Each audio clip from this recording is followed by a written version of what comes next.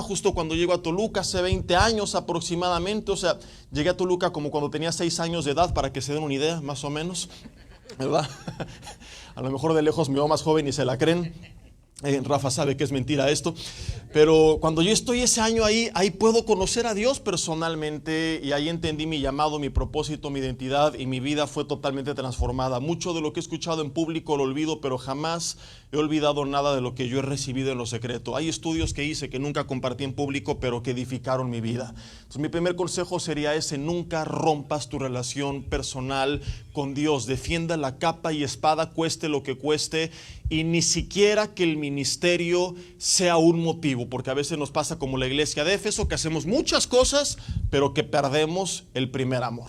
Pero no quiero hablar de esto, quiero hablar del segundo consejo que yo daría, y es: por nada del mundo, una vez que estás en el camino, dejes de poner tus ojos en Jesús.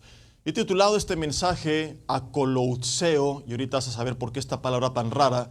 3 puntos suspensivos: puestos los ojos en Jesús. Sabes, yo en mi adolescencia no sabía mucho de la Biblia, pero hay un versículo que siempre me supe de memoria, y hasta años después entendí por qué. Y es Hebreos 12, 1 y 2, que dice que corramos con paciencia la carrera que tenemos por delante.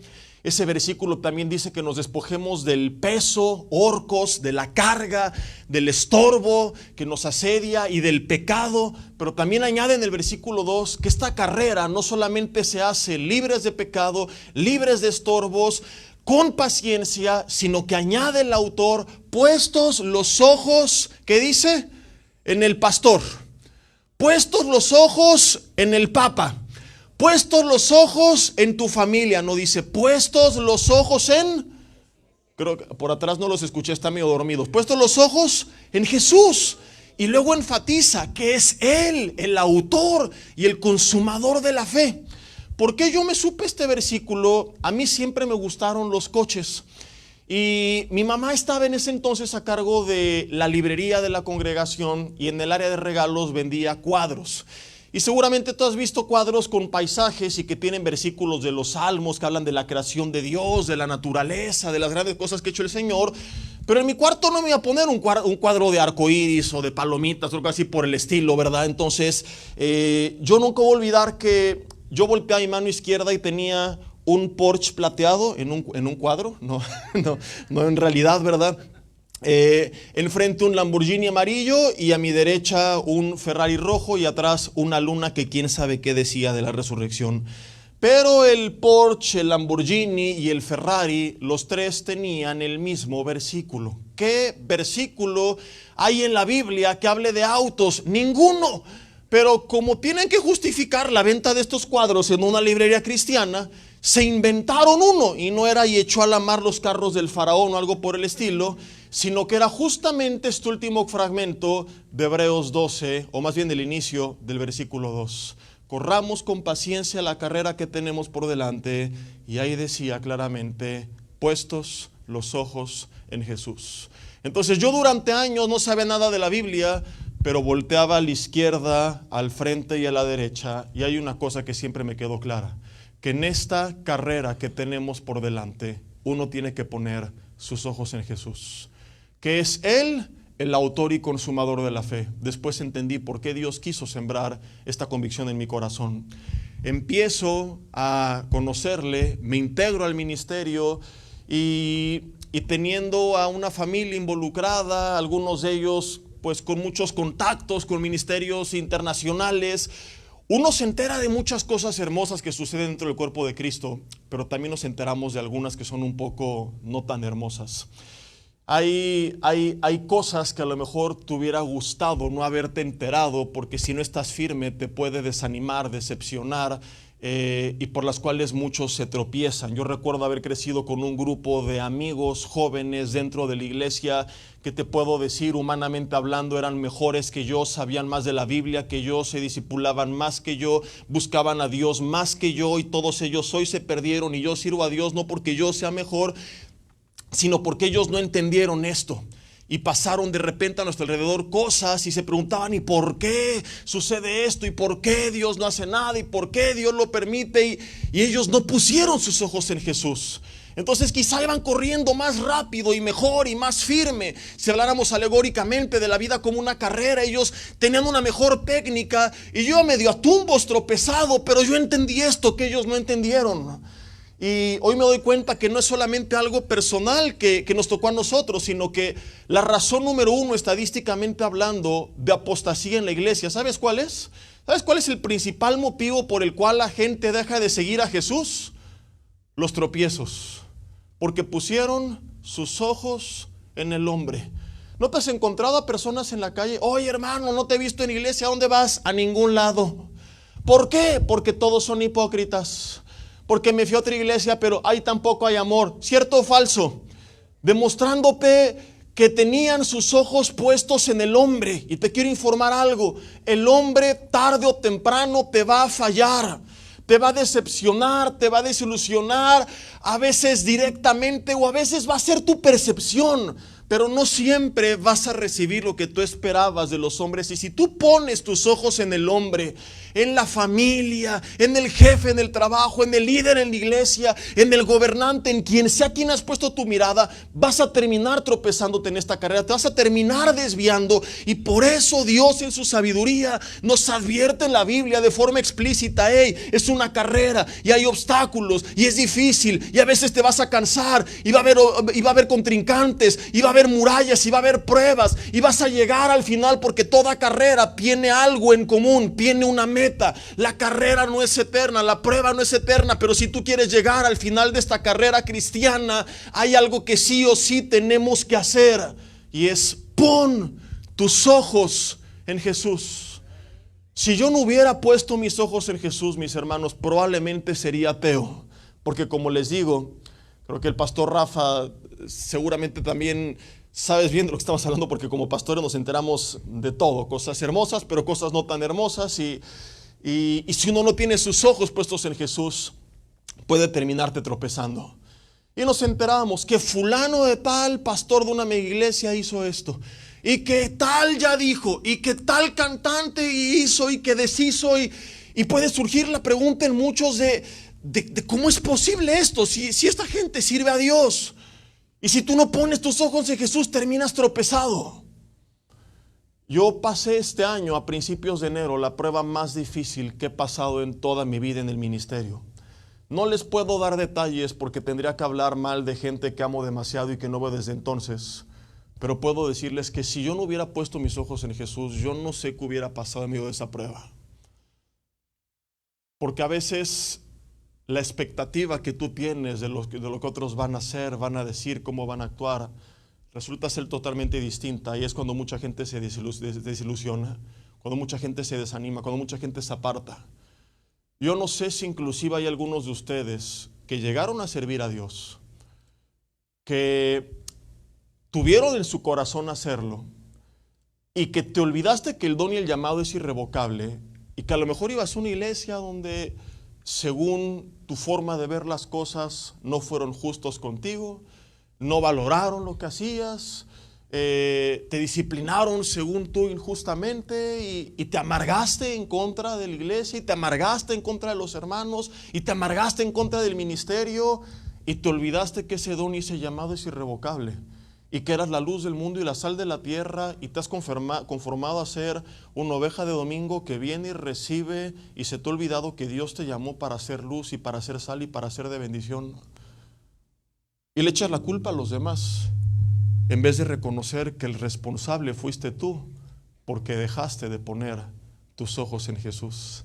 Y te olvidaste que Él, y solamente Él, es el autor y el consumador de la fe. Y hay en la Biblia un montón de historias que podría utilizar, y quiero solamente utilizar una. Pero antes de entrar de lleno, mira a David, por ejemplo.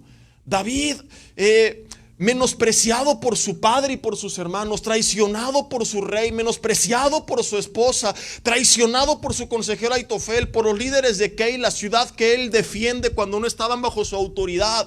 Todo mundo excepto Jonatán, su mejor amigo que se murió, Toda la vida reaccionó mal. Él hizo tanto por tanta gente, pero nadie hizo nada por él. Y no ves a David amargado: nadie me quiere, todos me odian, mejor me como un gusanito. Él escribe en los salmos: aunque mi padre y mi madre me dejaren. Y no se derrumba, dice: permanezco de pie porque creo que con todo Jehová me recogeré en sus brazos. Y ves a José, estuve a punto de compartirte de él hoy esta mañana, traicionado por sus hermanos y menospreciado y traicionado por la esposa de Potifar, en la cárcel, olvidado por el copero. Y él pudo haberse desanimado, pero cuando su padre años después se encuentra con él y profetiza acerca de él, en Génesis dice que le asetearon los arqueros, que le aborrecieron, mas su arco se mantuvo poderoso. Y esta palabra poderoso es avir en el hebreo, que significa se elevó. El arco es instrumento de guerra que se disparaba hacia arriba. Simbólicamente lo que quiere decir es: en medio de la guerra estuvo lleno de flechas, lo asaetearon, pero él nunca bajó la guardia. Dice que sus manos se fortalecieron en el fuerte de Israel. Él, a pesar de todo lo que vivió, se aferró al Señor. Y esta es la historia de muchos de los grandes hombres y mujeres de Dios. No es que su carrera fue perfecta, tuvieron tambaleos y tuvieron desviaciones y tuvieron, como David, tropiezos y momentos complicados, pero fueron caracterizados porque decidieron poner su mirada en el Maestro. En esta historia de Marcos es interesantísima porque es la última cena, es la última noche y están con Jesús reunidos todos sus discípulos. Todos han prometido en la última cena, como hace algún tiempo recuerdo que te compartí, que nadie le iba a abandonar, ninguno fue capaz de cumplir con su palabra. La Biblia nos cuenta, vamos a Marcos capítulo 14, versículo 43. Marcos 14, versículo 43. Que luego él hablando dice: vino Judas, que era uno de los 12, y con él mucha gente con espadas y palos de parte de los principales sacerdotes y de los escribas. Tú sabes el resto de la historia. Judas le besa, le entrega, Pedro saca la espada, le mocha la oreja uno de los soldados romanos. Todo esto, dice el versículo 49, sucedió según las palabras de Jesús para que se cumplieran las escrituras. Y aquí lo que es interesantísimo es el versículo 50. Dice la Biblia que entonces, ¿quiénes? Di conmigo: todos. Algunos, la mitad, 3/4 partes. Todos menos uno. Todos los discípulos, dejándole, huyeron. Del griego feugo, se dieron a la fuga. Salieron corriendo por todas partes, menos atrás del Maestro, salvo Pedro, que fue muy a lo lejos y escondiéndose, y luego lo negó 3 veces. Pero dice el versículo 51 en este mismo contexto, por eso hay que seguir la lectura aunque venga un subtítulo de un capítulo o lo que sea en medio, porque a veces la historia continúa y nos perdemos enseñanzas como esta. Pero en medio de esta escena, cierto joven le seguía, cubierto el cuerpo con una sábana, y le prendieron, mas él, dejando la sábana, huyó desnudo. Tu pregunta es: Jesse, ¿qué tengo que aprender de este versículo 50 que no tiene nada interesante que decirme? Vamos a ver que sí, solo es cosa de pedir un poco la dirección de Dios y meditar este profundísimo versículo, aunque parece que no es así. Lo primero que tenemos que hacer es ponernos en los zapatos de este que la Biblia llama cierto joven. Tú estás en la última cena con el Maestro, y recuerda que Jesús tenía un grupo muy cercano de los 12, pero que había otro grupo un poco más lejano de discípulos que también estaban con él. En esa última cena, el joven, no sabemos si estuvo en la mesa, pero estaba en el grupo, estaba en el lugar donde estaban ellos descansando. Todos sabían que los 12 era el grupo selecto que había escogido el Mesías, el Salvador del mundo, para que le fueran testigos, los encargados de ir y predicar la palabra a Jerusalén, Judea, Samaria y hasta lo último de la tierra. Era como la élite de lo que iba a ser los inicios del cristianismo en ese entonces. Eran ante los ojos de los demás los elegidos, los ungidos por el Maestro. Y este es un joven que apenas está empezando a seguir a Jesús. ¿Qué sentirías si tú fueras ese joven y ves que de entrada llega Judas con una multitud y acaba de entregar al Maestro?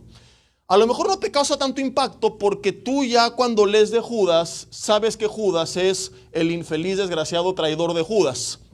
Pero Judas en ese entonces no era así. De hecho, el nombre de Judas tiene un significado muy bonito. Te lo dejo de tarea. Tenemos una carta de otro Judas, porque era común en ese entonces que la gente se llamara Judas. Hoy, ¿quién le pone a su hijo Judas? ¿Te imaginas? Judas Mateo, a comer. Judas, presente. ¿No? Pero el significado es hermoso.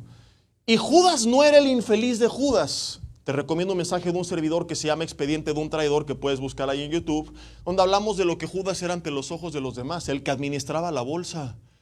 Aparentemente el de mayor confianza, porque nadie sospechó que robaba, nunca nadie lo reportó con el maestro. Cuando Jesús los manda a predicar, sanar, resucitar, Judas estaba en el grupo. Si Judas no lo hubiera hecho, hubieran sospechado de él, porque Judas no hace lo que el maestro le mandó.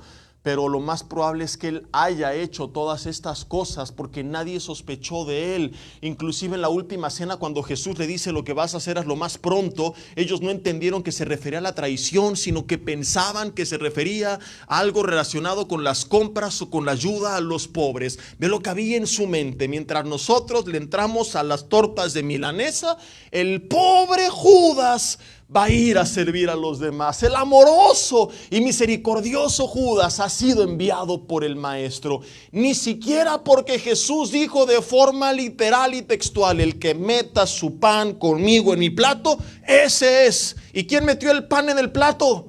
Judas. Y ni aún así entendieron. La pregunta es ¿por qué? ¿Estaban ciegos? ¿Estaban ciegos? ¿Estaban tontos? ¿Andaban viendo su celular? Porque hubiera pasado, ¿no? En una mesa todo el mundo puede hacer y deshacer, nadie se da cuenta porque están todos con el teléfono en la mano. Pero en ese entonces, que no andaban checando sus redes sociales, todos vieron que Judas metió el pan en el plato. ¿Por qué no sospecharon? Lo que creen muchos estudiosos es porque era algo que Judas muy probablemente hacía de forma habitual. ¿Y por qué lo hacía? Por la gran relación que había con el maestro. Quiero explicártelo. Vamos a suponer que terminando el servicio, tú nos invitas a todos a comer a tu casa. Dije, vamos a suponer porque ya sé que eres remacana y esto no va a pasar, pero vamos a suponer que sí. Y de repente yo voy al baño y paso por tu lugar y tengo unos tacos ahí y tiene los tuyos. Y a ver, hermano, tu taco de milanesa. Ah, está bueno, y lo regreso en el plato. ¿Cómo lo tomarías? Dirías, está medio loco el pastor, digo. Está bien que somos hermanos, ¿verdad? Lo que quieras, pero para que le dé una mordida a mi taco no es para tanto. Pero si tu esposa le da una mordida a tu taco, ¿qué pasa? Nada. ¿No compartimos alimentos entre esposos constantemente? Mi esposa y yo casi siempre se nos antojan los mismos dos platillos, entonces pedimos dos y compartimos. A veces me la aplica que si a ella le gusta más uno, dice, no, este me lo quedo y este es para ti, ¿verdad? Y ni modo. Para que Judas haya atrevido a meter su pan en el plato del maestro es porque Judas tenía confianza con Jesús. Entonces imagínate que este joven ve que el que es aparentemente más cercano lo acaba de traicionar, pero su mente ha de pensar, bueno, ahorita los otros se van a salir al quite, lo van a seguir, lo van a defender, no lo van a abandonar. Yo escuché que le acaban de prometer que nunca lo van a dejar, pero la Biblia dice que todos no solo lo dejaron, sino que además huyeron. Y en los zapatos de este joven no es natural que tú pienses, bueno, si los famosos, los ungidos, los más cercanos están corriendo, pues yo también le corro. Y es lo que a veces pasa. Empezamos a seguir al hombre. Empezamos a hacer lo que hace el hombre. Empezamos a dejar al maestro y correr por todas partes menos atrás de él. Te encuentras que ya en muchos lugares no se predica la palabra, sino puro humanismo con una embarrada de la Biblia, nada más. ¿Y qué hacemos? Seguir ese ejemplo. Y publicamos las frases tuiteras de todo mundo, pero no la Biblia. Ni la conocemos, pero sí las frases célebres de nuestra máxima expresión de autoridad. De nuestro predicador, de nuestro pastor favorito, del cantante favorito. Dice barbaridades que no tienen sustento en la Biblia, las creemos porque lo dijo fulano de tal, porque lo escuché en tal evento, en tal iglesia, y empezamos a poner por encima de la palabra el nombre del lugar o de la persona o del evento donde se dijo, cuando nunca nada ni nadie está por encima de lo que la palabra dice. Aún Pablo dijo, si yo mismo o un ángel del cielo les predica, Gálatas 1:10, algo diferente a lo que está escrito, el tal sea anatema. Pero hoy empezamos a creer que es normal porque todo mundo lo está haciendo. Empezamos a rebajar nuestros estándares de lo que Dios pide y espera de nosotros, porque nos comparamos con lo que los demás están haciendo. Y como fulano de tal que va a la iglesia es borracho, pues yo también. Y mira, como pareja de matrimonios líderes se la pasan acá del chongo, pues no pasa nada si yo también. Y en vez de buscar la restauración y ayuda, y sí entender que no vamos a buscar que todo sea color de rosa, porque esto no existe, pero tener algo bonito, empezamos a creer que es normal. ¿Por qué? Porque todo mundo lo está haciendo. Y fulano de tal se fue por allá, y él se fue por allá, y ahí vamos siguiendo a todos menos atrás del camino donde tendríamos que ir. Y en algunos casos, porque hay gente que de plano se aparta por completo de la fe. ¿Cómo que tal pastor cayó en adulterio? ¿Y qué tal se lo cacharon con este fraude? ¿Y cómo es posible? ¿Y por qué Dios permite esto? O inclusive por problemas personales que empezamos a experimentar en el trabajo, en la familia, y dejamos de poner los ojos en Jesús. Y de repente estoy corriendo en la vida por todos lados, menos atrás del Maestro. Por eso es fascinante volver esta historia, ponernos en los zapatos de este joven y ver qué dice la Biblia, que mientras todos corrían en el versículo 50, el 51 irrumpe y dice, pero cierto joven le seguía. Y la palabra seguía es maravillosa porque es la palabra griega que da origen al título del mensaje, akoloutseo. ¿Y sabes qué significa? No es seguirle de lejos, no es seguirle escondidas, es permanecer exactamente en el mismo camino. Y me fascina esta historia porque imagino la mente de este joven en el momento, que en vez de decir, si Judas lo traiciona y los 11 corrieron, yo también. Si fulano de tal peca, yo también. Si él hizo, yo también. Él entendió que nuestro ejemplo a seguir no es el hombre, es Cristo. Que no importa lo que hagan los demás, lo que piensen los demás, lo que digan los demás, que no fuimos llamados a agradar a los demás, que fuimos llamados a ser seguidores de Jesús. Que como Pablo dijo después, imítenme a mí, así como yo imito a Cristo. Entonces este joven dice para consigo mismo, no me importa lo que hizo Pedro, no me importa dónde está Juan, no me importa dónde está Judas. Son hombres de Dios, llamados por Jesús, están equivocados, corriendo la carrera incorrecta, pero yo voy a akoloutseo, a permanecer en el mismo camino. Que ya te enteraste que fulano de tal hizo y que tal iglesia se cerró y que tal pastor cayó, no me interesa. No me va a tropezar, no me va a mover, no me va a desanimar, porque yo no soy seguidor de ellos. Son hombres que Dios usa para edificarme, pero el autor y consumador de la fe, el que pagó por mí en la cruz del Calvario, el que permanece fiel aun cuando soy infiel, el que renueva su misericordia cada mañana, el que me perdonó, el que me adoptó como hijo de Dios, el que me redimió, el que me dio vida eterna, es Jesús. Él es el autor y consumador de la fe. Él es el que prometió estar conmigo todos los días hasta el fin del mundo. Él no se desanimó, él no dijo, ay, y ya hablaron mal de mí, y ya me dijeron, y ya me abandonaron, y ya me traicionaron, y no me quieren, y estoy muy triste porque mi esposo se fue, y estoy muy triste porque mi jefe me corrió injustamente. Él dijo, no me importa lo que hagan los demás, que el mundo corra atrás de donde quiera. Yo voy a seguir a Jesús. Yo voy a mantenerme en el camino del Maestro. Como dice una alabanza que está muy de moda, creo que es una parte de la tsunamita. No me importa lo que cueste. Tu presencia vale mucho más. No me voy a apartar de tu camino. Y vamos a ver que le costó y que lo metió en problemas. Pero él no pensó eso en ese momento en su mente. Él solamente tuvo una convicción. Voy a seguir a Jesús. Voy a permanecer en el mismo camino. Cuando tú y yo no tenemos esta convicción, mi hermano, es una bomba de tiempo para que nuestra fe detone, para que nuestra vida cristiana termine totalmente desviada. Y no lo digo porque utilice este pasaje de forma alegórica, sino porque el Espíritu Santo claramente inspiró al profeta Jeremías desde el Antiguo Testamento para decirnos que sería maldito el hombre que pusiera su confianza en el hombre. Jeremías 17, versículo 5. Y no es que Dios dice, oh, pusiste tu confianza en el hombre, aleluya, y te va la maldición para que se te quite, pagano pecador. Sino que cuando tú pones tu mirada ciegamente en los demás, O tu expectativa, tu gozo, tu confianza, tu paz depende de la reacción de los demás. Cuando ellos estén mal, cuando ellos no estén, tu vida se va a desmoronar. Hay personas que se desmoronaron, que tú veías en la iglesia bien aparentemente, pero algún día por haber puesto toda su vida en el hombre, se apartaron por completo. Se perdieron del camino, se llenaron de amargura, perdieron esa paz, perdieron ese gozo porque no corrieron la carrera que tienen por delante, puestos sus ojos en Jesús. Porque pusieron sus ojos en personas, en situaciones, en las noticias, en el mundo, y no en Jesús. Ve la pandemia, ¿cuánta gente se apartó de la iglesia? Estadísticamente hablando, pastor que conozco, pastor con el que platico, estamos de acuerdo en que aproximadamente, excepto las iglesias en casas pequeñitas, pero congregaciones a nivel global, después de la pandemia, estaban del 50%. Han ido nuevamente recuperándose y todavía hay una baja de personas que nunca volvieron. Algunas se cambiaron de iglesia, pero algunas no se fueron a ningún lado. Pusieron sus ojos en el mundo, en las noticias.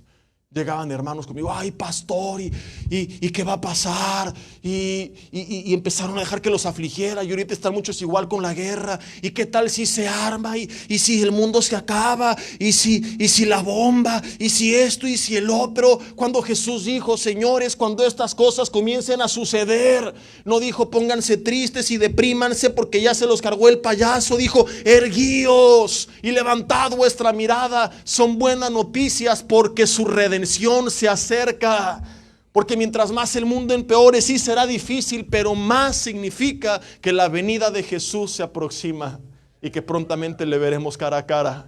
Entonces, en medio del desastre y del caos, esta es su promesa: en el mundo va a haber aflicción. Sí, nunca prometió que todo sería color de rosa, como este pseudoevangelio barato que se vende hoy en día, donde Cristo es presentado como un candidato político que te promete que si tú lo aceptas en tu corazón, todo será color de rosa. Él fue honesto y dijo, va a haber adversidad, pero confiad, que significa tener gozo, tener paz. Yo he vencido al mundo. Hay mucha gente que por no poner sus ojos en Jesús, en algún momento de su vida, por alguna razón, se termina apartando. Y culpa a todos. Es que el gobierno, es que la iglesia, es que mi familia, es que mis amigos, es que los hermanos, es que el Cruz Azul. Bueno, ahí sí tienen razón, ¿verdad? Y no nos damos cuenta que es, no digo nuestra culpa, pero sí nuestra responsabilidad por haber puesto nuestros ojos en Jesús. Josué capítulo 24, versículo 12. Te lo voy a parafrasear, te lo voy a resumir. Me fascina porque es el discurso de despedida de Josué, de todo el pueblo de Israel. Les está exhortando a que decidan a quién van a servir, si a Dios o a los dioses que sus padres sirvieron del otro lado del río. Y él no termina el discurso afligido. Por favor, díganme que sí van a seguir a Jehová. ¿Verdad que sí? Fírmelo por aquí. Dice, miren, ustedes elijan a quién van a servir, pero les digo una cosa: yo y mi casa serviremos a Jehová. Y este es lo único que nos tiene no que preocupar, pero sí que ocupar. Josué era el líder de ellos. ¿Y qué va a hacer la iglesia? ¿Y a dónde van a ir? ¿Y qué decisión van a tomar? Miren, este es el camino que les recomiendo, que les aconsejo, que les exhorto, pero ese es su boleto, es su decisión. Yo y mi casa serviremos a Jehová. Hay gente que se empieza a preocupar de más pastores que predico y no me hacen caso y no se arrepienten y esto y el otro. Ocúpate de orar por tu familia, dar testimonio a tu familia y que tú puedas decir al fin de tus días, pase lo que pase con el mundo, con la iglesia, con los hermanos, con los amigos, con los vecinos, de algo estoy seguro: yo y mi casa vamos a servir a Jehová. Que seamos como Josué. Y eso le permitió poder partir en paz porque tenía esta convicción. Ahora, volviendo a la historia, saliendo de este paréntesis de Josué, ¿por qué si este joven hizo algo épico, seguir a Jesús mientras todo mundo lo abandonó? ¿Por qué la Biblia no menciona su nombre? ¿Por qué nadie sabe aparentemente acerca de él si lo que hizo fue maravilloso? Y la razón pues es que nadie lo vio, excepto Pedro, que lo vio a lo lejos. Y por eso no es casualidad que después ves en otros pasajes de la Biblia que hubo una relación entre Pedro y este joven. Lo cual nos deja como enseñanza implícita que a veces lo que hacemos por Jesús nadie lo ve, pero Él lo ve y eso es suficiente. No se trata de seguir a Jesús cuando todos están viendo. Hay gente que, lo alabo y leo y digo amén cuando estoy en iglesia, pero salen de aquí, ¿verdad? Y con la misma boca que la acaban de lavar, están insultando y humillando al mesero hoy por la tarde. Se trata de permanecer en el mismo camino, estemos a la vista o estemos fuera de la vista. De buscarle con la misma intensidad en público o en lo secreto. A Él no le importó si le estaban viendo o no le estaban viendo. No lo hizo por obtener algo, lo hizo porque simple y sencillamente entendió que necesitaba seguir a alguien. Lo arrestan, dice la Biblia, lo prendieron, del griego krateo, que significa tomar, usando la fuerza. Y él estaba cubierto únicamente con una sábana. La palabra original nos enseña que era una sábana de un material fino, el lino de la época, porque era un joven que tenía recursos. Ya te estoy dando un poco más de pistas de quién es este joven, de cuál es su identidad. Y él pudo haber dicho, bueno, nada más déjame visto, me cambio, me arreglo y sigo a Jesús. Pero lo siguió con esa sábana, no esperó.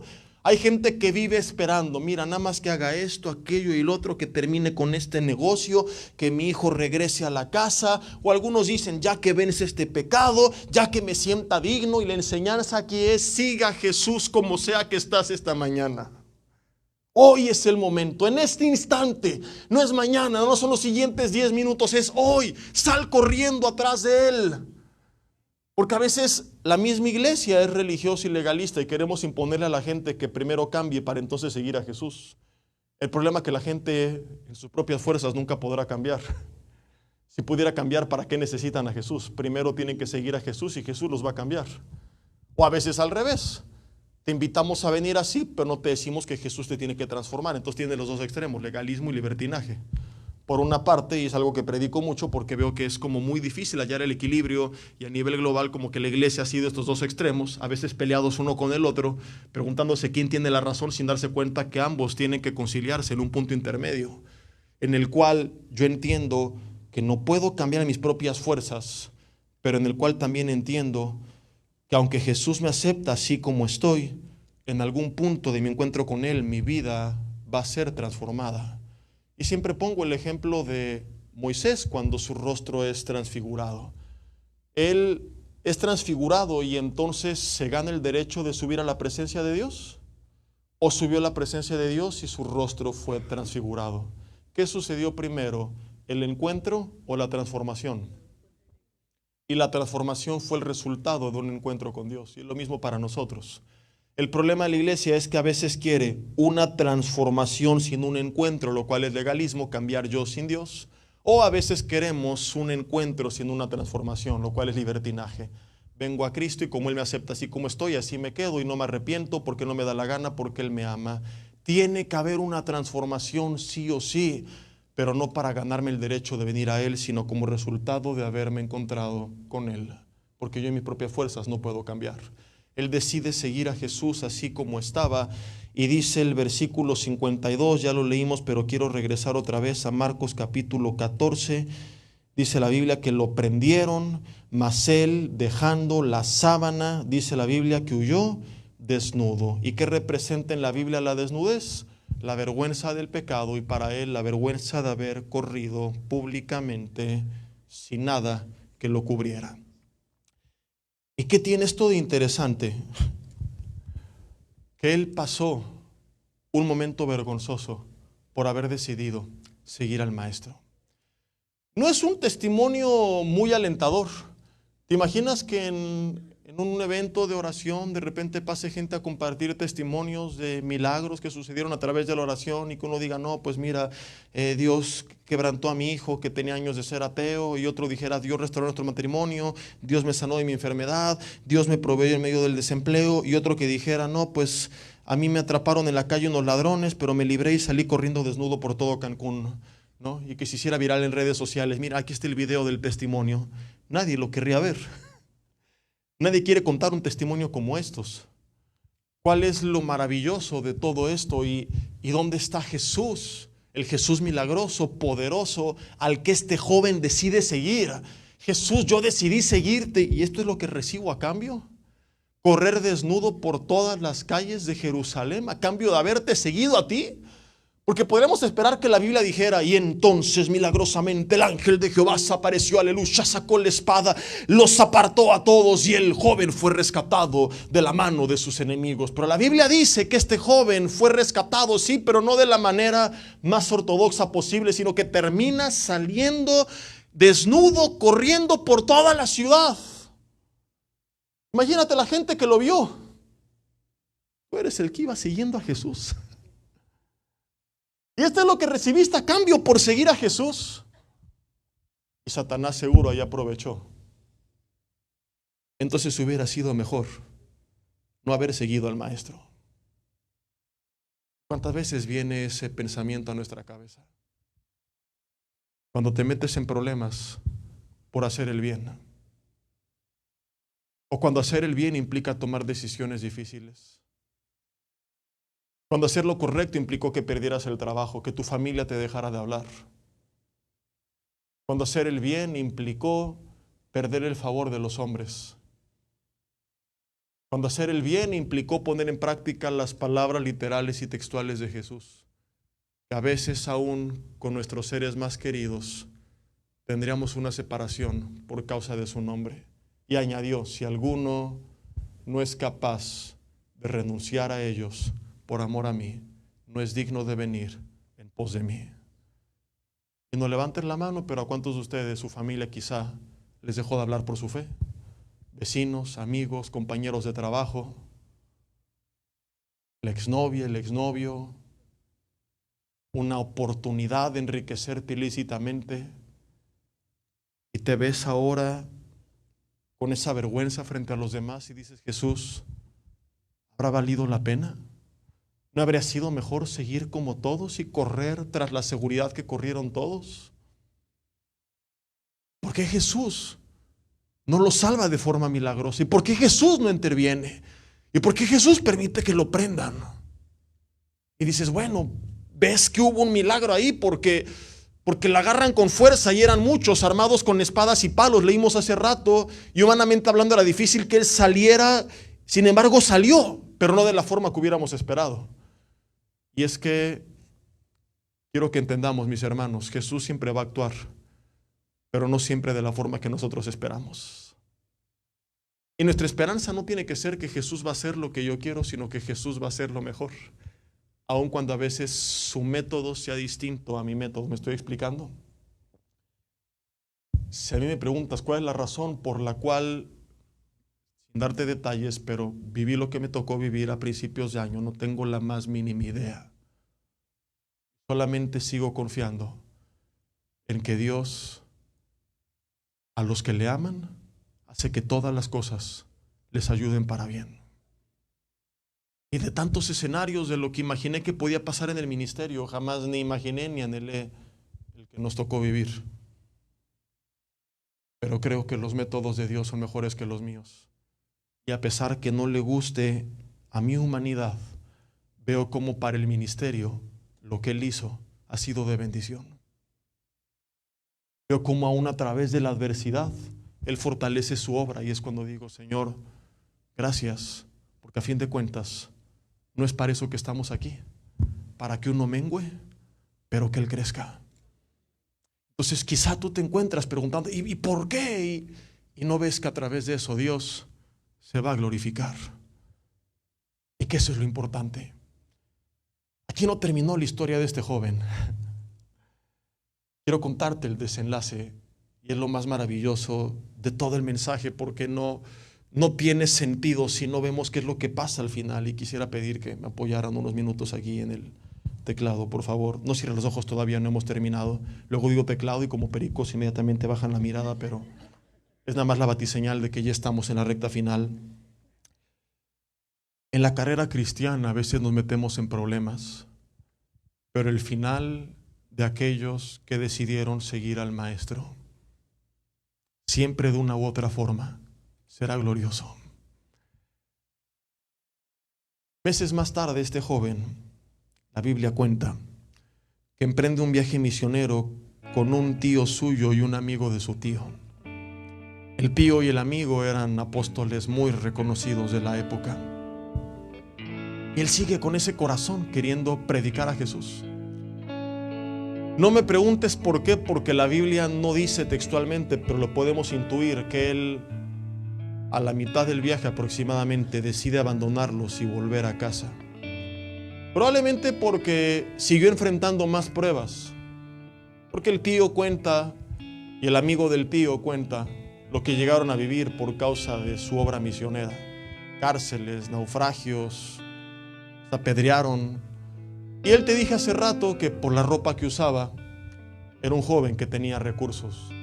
De hecho, muchas de las reuniones eran en su casa porque era de las más grandes de los hermanos de aquella época. Seguramente una casa en Cancún con alberca y frente a la playa. Y ahí se reunían para los bautizos. Entonces el joven no soportó la persecución, lo que a veces padecemos por seguir al maestro y servir al maestro, y decide regresar a buscar la comodidad de su casa, representando al cristiano que de repente, cansado, desanimado, agüitado, decepcionado, volvió al mundo pensando que el mundo tenía algo que ofrecer. Pasan los meses y vuelven el pío y el amigo del pío, y el joven se disculpa con ellos y les pide una segunda oportunidad para acompañarlos. Lo cual nos enseña, aunque él no lo diga, que él descubrió lo que Jesús dijo, que cualquiera que beba de esta agua, tarde o temprano volvería a tener sed. Que seguirlo es difícil, pero que no hay nada más maravilloso que servirle, que seguirle, que conocerle y que amarle. Que la vida cristiana no es color de rosa, pero es la mejor de las vidas que podemos vivir. Que seguirlo a veces nos avergüenza públicamente, pero que aún así vale la pena seguir al maestro, que nada se compara a él. El joven descubrió que su comodidad no lo saciaba y lo compara con haber servido al maestro, y dice: servir al maestro fue difícil, pero me llena.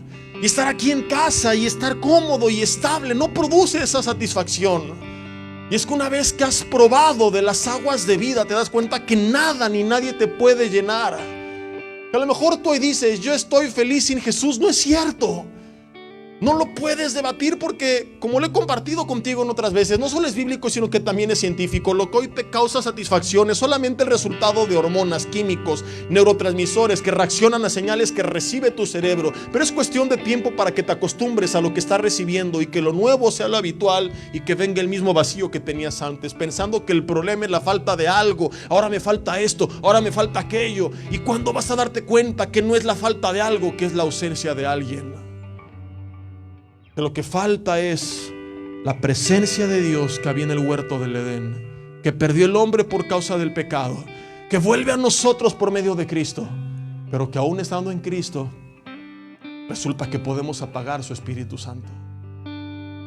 Y que mientras yo no esté lleno de su presencia y llene mi vida de su agua, de su palabra, de mi comunión con Él, nunca voy a poder saciar ese vacío interior.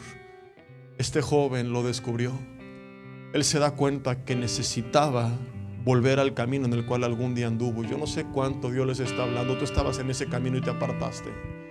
Tú predicabas la palabra, tú alababas a Dios, tú servías a Dios, tú buscabas a Dios, tú pasabas horas en su presencia, tú leías la Biblia y aún recuerdas los vestigios de aquella llenura que algún día experimentaste. Y la pregunta no es por qué lo abandonaste, la pregunta es por qué no vuelves. El mensaje no es: oh pecador, lo dejaste. El mensaje es: regresa al lugar que algún día conociste. Y si no lo has conocido, tienes que descubrirlo, porque es lo más maravilloso que existe sobre la faz de este planeta. Entonces el pío se emociona y corre con su amigo a decirle: ¿qué crees? Que mi sobrino quiere volver a acompañarnos. Pero el amigo del pío se enojó, porque costaba mucho en ese entonces llevar a alguien y era mucho tiempo y recursos perdidos. Y dice: no, yo no estoy de acuerdo. Él nos abandonó una vez, yo no quiero. Y el pío y el amigo, a pesar de que eran grandes apóstoles, se separan y cada quien emprende un viaje con diferentes ayudantes. El amigo del pío reconoce que esta segunda vez el joven sí fue genuino, porque años más tarde lo termina recomendando para el ministerio. Este joven nunca más vuelve atrás, permanece en ese mismo camino que algún día anduvo. Dios usa su vida predicando por muchos lugares del mundo entonces conocido. Años más tarde escribe la vida de Jesús, las enseñanzas de Jesús. Y hoy tenemos en nuestras Biblias algo titulado como el Evangelio según San Marcos, la historia de Jesús contada por este joven cuyo nombre es Marcos. ¿Por qué solamente Marcos y no Mateo, ni Lucas, ni Juan cuentan esta historia? La respuesta es muy sencilla: porque nadie la conoció más que Marcos, porque nadie estuvo ahí. ¿Me explico? ¿Por qué Marcos dice cierto joven? Por un acto de humildad de este mismo personaje. Él, en un acto de humildad, no quiso presumir y decir: y mientras todos le abandonaron, gloria a Dios, solamente yo decidí seguir al maestro, el gran Marcos, apóstol. Y dice cierto joven, y se quiso mantener bajo la sombra del anonimato, pero los teólogos después de algunos años lo terminaron descubriendo. Y hoy sabemos que este cierto joven es este mismo joven. Y es así, mis hermanos, como terminan las historias de aquellos que deciden seguir a Jesús, cueste lo que cueste. Habrá tiempos difíciles, habrá altibajos provocados por otros o inclusive por nosotros mismos. A veces nos querrán desviar del camino y a veces solito nos desviaremos del camino, pero aquel que decide hacer como regla de su vida permanecer en él, y si me desvíe, volver tarde o temprano, yo no sé de qué forma, cómo, cuándo, dónde, pero de que Dios va a usar tu vida, Dios va a usar tu vida, porque ese es el propósito por el que estás aquí: ser embajador en nombre de Cristo, anunciarle a Él, ser la luz del mundo. De paso haces otras cosas, pero ese no es tu propósito.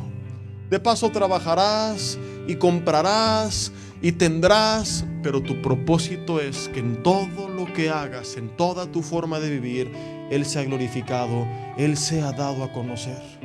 Yo no sé en qué momento de la carrera de este joven estás tú. A lo mejor al principio emocionado, puesto tus ojos en Jesús. A la mitad, avergonzado por lo que te tocó vivir por seguirle. Un poco más adelante, cuando tú solito decidiste dejarle. O cuando has vuelto a casa. Estés en donde estés, solo te digo una cosa y te pido una cosa: sigue corriendo atrás del maestro y el final va a ser glorioso. Ahí en tu lugar cierra tus ojos. No hemos terminado. Para mí la oración siempre es lo más importante del mensaje, porque es aterrizar, es aplicar, es apropiarnos de lo que escuchamos.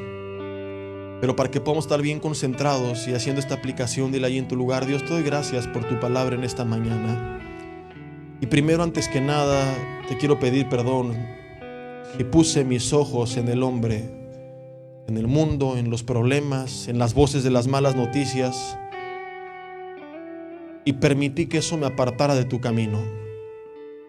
A veces pensamos que el problema es cuando nos desanimamos, cuando perdimos la paz, el gozo. No, todos los grandes hombres de Dios tuvieron altibajos emocionales. Y el mensaje de Dios nunca fue: ¿por qué te sientes así? Es: permanece en mí aunque te sientas así. Hace rato en el tiempo de ministración nos contaba el pastor Rafa de la historia de Elías. Y él, desanimado, queriéndose morir, es visitado por el ángel de Jehová, que le dice: levántate y come, porque largo camino te resta. Y luego le enseña que él tenía que volver a redescubrir la presencia de Dios en la que algún día estuvo, ahí en la intimidad.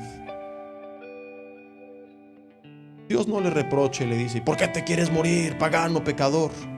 Le hace ver que lo que necesitaba es volver a casa. Todos los hombres y mujeres de Dios en la Biblia tuvieron altibajos. Es natural que respondamos ante lo que se presenta frente a nosotros, y las emociones a veces son el resultado de un procesamiento químico, fisiológico de la información que estamos recibiendo. El problema es permitir que eso nos aparte del maestro. Si no, Pablo no hubiera dicho a los filipenses: por nada estén afanosos. El problema no es que viniera el afán, porque él no dijo: no permitan que venga, pero sí dijo: no permitan que permanezca. Lleven delante de Dios con toda oración y súplica y acción de gracias todo aquello que les está afanando, y la paz de Dios, que sobrepasa todo entendimiento, va a guardar sus corazones y pensamientos en Cristo Jesús. El orden no es: primero ten paz y entonces ven al maestro. Es: ven al maestro y Él te dará paz. Si permitiste que algo o alguien te apartara de Él, hoy ahí en tu lugar dile: Señor, quiero volver al mismo camino. reconozco que puse mis ojos en el hombre. Y quizá fui herido, lastimado, traicionado, fuera o inclusive dentro de la iglesia, vendido como José por mis propios hermanos. Que vi, que escuché, que viví cosas que me desanimaron, que me desalentaron, que me amargaron, que me contaminaron. Y en vez de reconocer que tú no eres eso, que tú eres diferente a tu iglesia que está compuesta por hombres que se equivocan y aún por infiltrados que nunca fueron parte de la iglesia, y claramente está escrito, se me olvidó. Y puse mis ojos en el hombre, y sin darme cuenta, poco a poco me fui apartando de ti. Y ahora veo que estoy corriendo por todos lados, preocupado únicamente por los negocios, por los bienes materiales, por las cosas del ministerio, pero te has dejado de seguir a ti, Jesús. Y dile, hoy quiero en esta mañana tomar la decisión que tomó este joven de volver al mismo camino. Y si quieres hacerlo de forma simbólica, levanta tus manos en señal de rendición y dile, aquí está mi vida, te la rindo a ti, te la entrego a ti. Jesús, sé que seguirte no siempre será fácil. Sé que en el camino veré cómo a veces todos corren por todos lados. Entiendo que en el camino a veces seré prendido por los que te aborrecen. Y me veré a mí mismo huyendo desnudo por las calles, avergonzado, señalado, burlado por haber hecho lo correcto. Sé que en el camino a veces habrá adversidad, pero aún así no me importa lo que cueste. Como Pablo mismo dijo, todo lo que antes era para mí ganancia, ahora lo veo no solo como pérdida, sino como basura, porque no se compara con conocer a Cristo, porque no se compara con servirte a ti, porque no hay punto de comparación. Y si lo olvidaste y estás en la etapa de este joven donde él volvió atrás y abandonaste esa carrera, hoy Dios te está llamando a que vuelvas a ese camino donde algún día estuviste. Y dile, Señor, hoy vuelvo a ese camino, no al camino de los hombres, no al camino de la religión, no al camino de mi confianza en los demás, sino al camino de poner mi mirada en ti, de buscarte a ti, de refugiarme en tu presencia, de conocer a aquel que permanece fiel aun cuando yo fallo, de estar bajo el abrazo de aquel que me dijo, nunca te dejaré, nunca te desampararé. Al camino de la llenura de tu espíritu en mi vida, de la comunión con quien dijiste que estaría con nosotros cuando prometiste que no nos dejarías solos, porque enviarías otro consolador, otro paracletos, el que está al lado de alguien para ayudarles, tu Espíritu Santo. Dilo, hoy vuelvo a tu presencia, hoy vuelvo a ti, Señor. Y de aquí, pase lo que pase, cueste lo que cueste, entienda o no entienda, y hagan lo que hagan los demás, yo no me voy a apartar. Porque no sabemos qué va a pasar mañana, quién te va a seguir y quién te va a abandonar.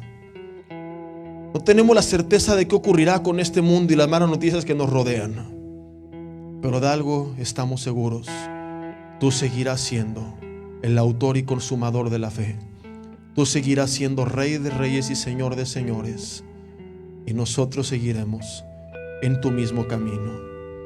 Dios, yo oro por tu iglesia, para que tú afirmes los pies de aquellos que se están tambaleando, que animes a aquellos, Señor, que se tropezaron, y que vuelvas a ti los ojos de aquellos que pusieron su mirada en el hombre. Que se avive ese fuego que en muchos, como en el mismo Timoteo, quizás se ha apagado, y que hoy, Señor, aunque hay muchas cosas que tienes que cambiar en nosotros, comencemos por el primer y más importante paso: que decidamos voltear al frente y poner nuestros ojos en ti, el autor y consumador de la fe. Que tú les fortalezcas en la carrera, Señor, y que aquellos que están en ese momento, como este joven Marcos que fue prendido, están prendidos por el adversario, por problemas, por enemigos, por chismes, por críticas, por mentiras, por traiciones. Que tú traigas libertad, que envíes la orden desde el cielo, Señor, para que sean libres de esos palos y espadas, para que puedan salir corriendo a seguir caminando en tu propósito, Señor. Para que tú abras las ventanas de los cielos y en su familia, en su trabajo, en sus finanzas, en su salud. Tú, Padre, hagas el milagro que tengas que hacer en cada uno, y que cada quien pueda seguir con la carrera que comenzó hasta el final, hasta la meta, corriendo con paciencia y con los ojos puestos en Jesús, el autor y consumador de la fe. En su nombre oramos y te damos gracias, Señor, porque por tu misericordia que se renueva cada mañana, hoy es que otra vez podemos correr esta carrera. En el nombre de Jesús, amén y amén. Mis hermanos, que así sea, y que con los ojos en Jesús podamos llegar hasta el final. Solamente así será posible. Antes de pasar a lo que sigue y despedirme, solamente les comparto que, aunque no puedo compartir presencialmente tantas cosas que quisiera, traigo como siempre allá afuera en la mesa que está saliendo del cine, aquí abajo, hay una mesita con algunas uvas. Los miércoles a las 7:30 p.m. tenemos el estudio bíblico con el pastor Rafael Villegas a través de Google Meet. No te pierdas esta oportunidad de crecer en conocimiento y espiritualmente a través de la palabra de Dios.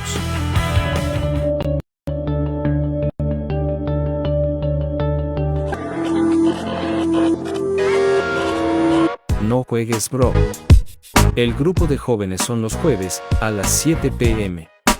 No te lo pierdas. Sé parte de la tribu. Matrimonios. Pláticas de café. Únete a estas pláticas para fortalecer tu matrimonio y seguir construyendo lo que una vez empezó con mucho amor. De esa misma manera, constrúyelo con Dios. Mujeres. Todos los viernes te invitamos al estudio de mujeres, estilos Coffee Break, con gran enseñanza, convivencia y mucho que compartir, a las 11 a.m., con la pastora Ana Villegas.